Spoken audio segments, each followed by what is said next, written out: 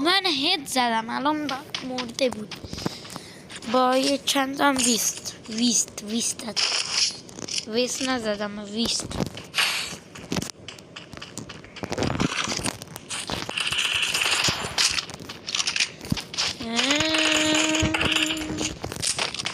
شوپنا بود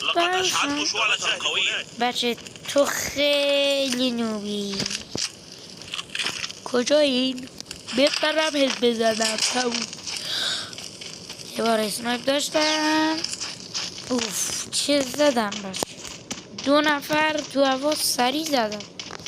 اولی که زدم با یکی اسنایپ دیگه، دومی کارش تموم کردم.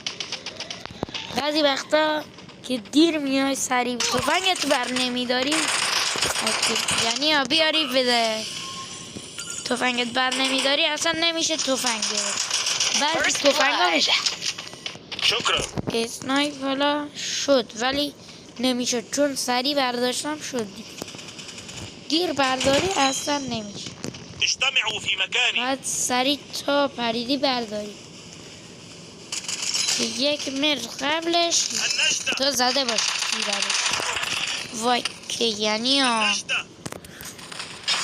بابا شو میخورم دسته بعدی بایستا بابا تو بخورم که بابا نداشته باش. بایستا بچه بپر نه بپر شما رسید نوبلی.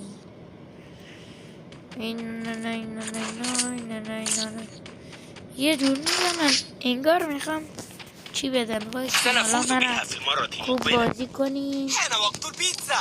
حرف نمیزنیم بریم برای ادامه بازی. ادامه ورود بازی. ورود نصف بازی رفتیم. بریم نصف بازی میشه.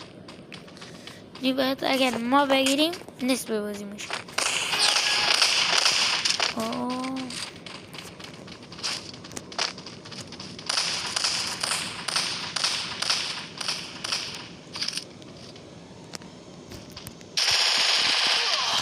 این چطور میزنه؟ خدا از چی بهتر میزنه؟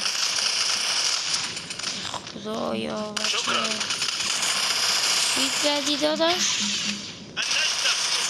ریدم